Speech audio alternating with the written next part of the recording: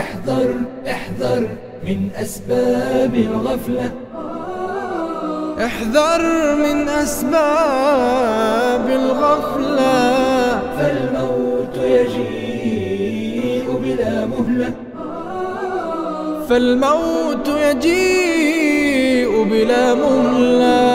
دنياك تضيع ولا تدري، والجاهل يمضي في جهله.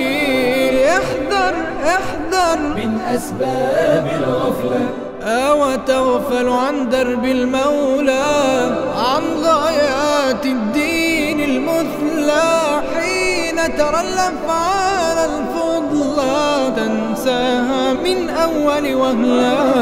يا من في الحيرة قد أمسى أيامك بحياتك تنسى.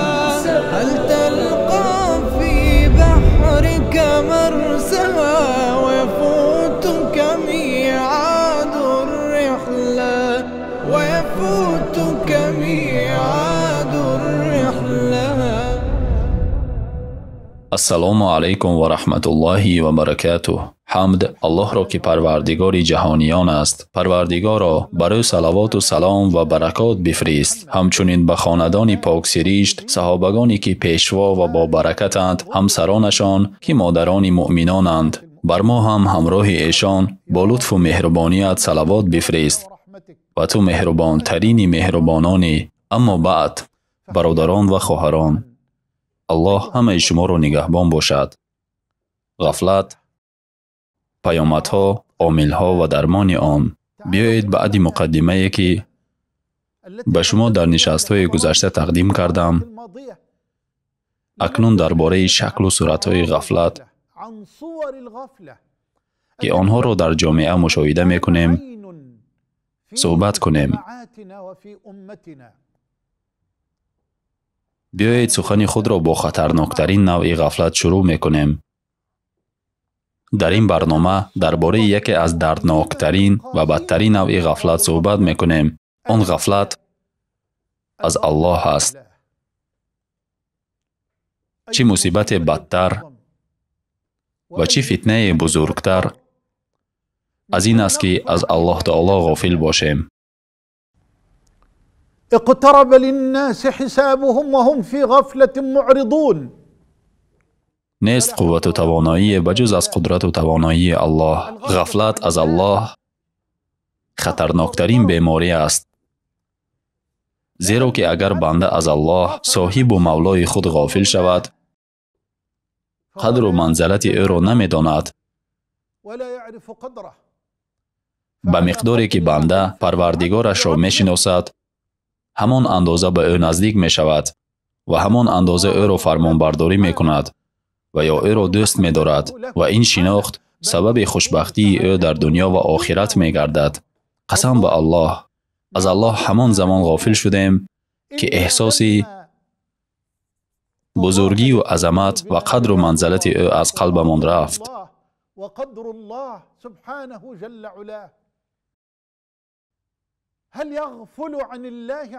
آیا بنده‌ای که حلاوت ایمان و لذت بودن با الله را چشیده است از الله غافل می شود؟ الله را از کتابش و سخنان پیامبر صلی الله علیه و سلم که داناترین مردم بود بشناس. در بخاری و مسلم آمده است که یکی از دانشمندان یهودی نزد پیامبر صلی الله علیه و سلم آمده گفت: ای محمد، ما در تورات این مطلب را می‌بینیم که الله آسمان‌ها را برای یک انگشت و زمین‌ها را برای یک انگشت، درختان را روی یک انگشت و آب را روی یک انگشت و خاک را روی یک انگشت و تمام مخلوقات دیگر را روی یک انگشت خود قرار می‌دهد و سپس می‌گوید: منم فرمانروا. پیامبر صلی الله علیه و سلم در حالی که سخنان آن یهودی را تصدیق می‌کردند، چنان تبسم کردند که دندان‌های پیششان نمایان شد و این آیت را تلاوت کردند: و ما قدر الله حق قدره والارض جميعا قبضته يوم القيامه والسماوات مطويات بيمينه سبحانه وتعالى عما يشركون. چه خیلی از الله غافل باشیم در حالی که داناترین انسان می‌فرماید الله خواب نمی‌کند و او به خوابیدن نیاز ندارد و همان ترازوی اعمال و رزق بندگان را بالا و پایان می‌کند. عملهای شب پیش از روز و عملهای روز پیش از شب به سوی او بالا برده می‌شود. آنچه حجاب و مانعه دیدن الله می‌گردد نور است و اگر الله این حجاب را بردارد انوار جلالش همه این مخلوقات را می‌سوزاند. الله لا إله إلا هو الحي القيوم لا تأخذه سنة ولا نوم له ما في السماوات وما في الأرض من ذا الذي يشفع عنده إلا بإذنه يعلم ما بين أيديهم وما خلفهم ولا يحيطون بشيء من علمه إلا بما شاء وسع كرسيه السماوات والأرض ولا يؤوده حفظهما وهو العلي العظيم. الله نور السماوات والأرض مثل نوره كمشكاة فيها مصباح المصباح في زجاجة الزجاجة كأنها كوكب دري يوقد من شجرة مباركة زيتونة لا شرقية ولا غربية يكاد زيتها يضيء ولو لم تمسسه نار نور على نور يهدي الله لنوره من يشاء ويضرب الله الأمثال للناس والله بكل شيء عليم. الله را شناس تا بزرگی او را بدانی، تو عظمتش را بدانی، تو قدرش را بدانی، تو قلبت از محبت او پر شود، تو از او غافل نشوی. از الله فقط کسی غافل است که قدر و منزلت و بزرگی و عظمت و دین الله سبحانه و تعالی را نشناخته است. غفلت از الله سرچشمه تمام بلاهاست. غفلت از الله سبب تمام دردهاست. غفلت از الله خطری بزرگ و ضرری عظیمی را در پی دارد. چه خیلی از الله غافل شویم در حالی که نعمت‌هایی که برایمان داده است به حساب است. قسم به الله نعمت‌هایی که برایمان داده است به حساب است. و ان تعدوا نعمت الله لا تحصوها ان الانسان لظلوم کفار. الله نام ذات است که صاحب تمام بزرگی ها، صاحب تمام کمال هاست، صاحب تمام زیبایی هاست. الله هر نیازمند از او چیزی بخواهد به نیاز می گردد. هر بیمار دست دعا به سوی او بردارد شفا می یابد. هر مغلوب نزد او تضرع کند او را پیروز می گرداند و یاریش می کند. هر کسی به او توکل کند او را کفایت می کند. هر کسی به او چنگ بزند او را کامیاب می گرداند. هر کسی کارهای خود را به او واگذار کند کفایت می کند و راهنماییش می کند و به نیازش می گرداند. الله نامی ذات است که باران رحمت را می باراند.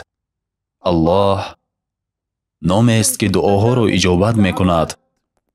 الله نام است که آرام بخش قلب هاست. الله نام است که با امر و فرمانش زمین و آسمان ها بینا کرده شد. و ما خلقت الجن والانس الا ليعبدون ما اريد منهم من رزق وما اريد ان يطعمون ان الله هو الرزاق ذو القوة المتين. ای غافل به سوی الله برگرد. کارهای امر کرده او را اطاعت کن و از کارهای من کرده اش دور شو و حدود او را رعایت کن و از خواب غفلت بیدار شو. به الله که هیچ معبود بجز او نیست قسم میخورم که خوشبختی در دنیا و آخرت تنها با محبت الله رو آوردن به او به دست می آید. ما همگی خواستار محبت او و رضای او هستیم. از الله تعالی می خواهم که در قلب‌های ما معرفت و محبتش را زیاد کند. همانا او به این کار قادر و تواناست. سلام و درود و برکات الله بر پیامبرمان محمد و بر خاندان و اصحاب ایشان باد. و السلام علیکم و رحمت الله و برکاته.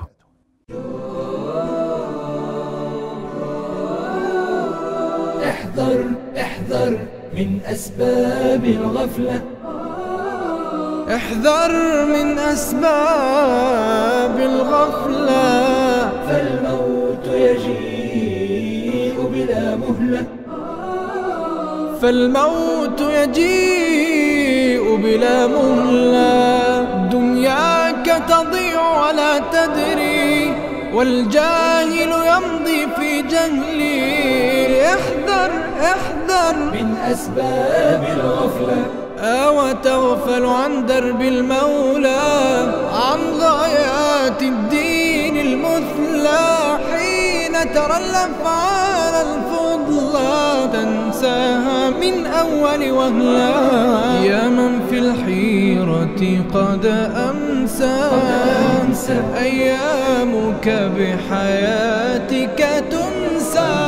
هل تلقى في بحرك مرسى، ويفوتك ميعاد الرحلة، ويفوتك ميعاد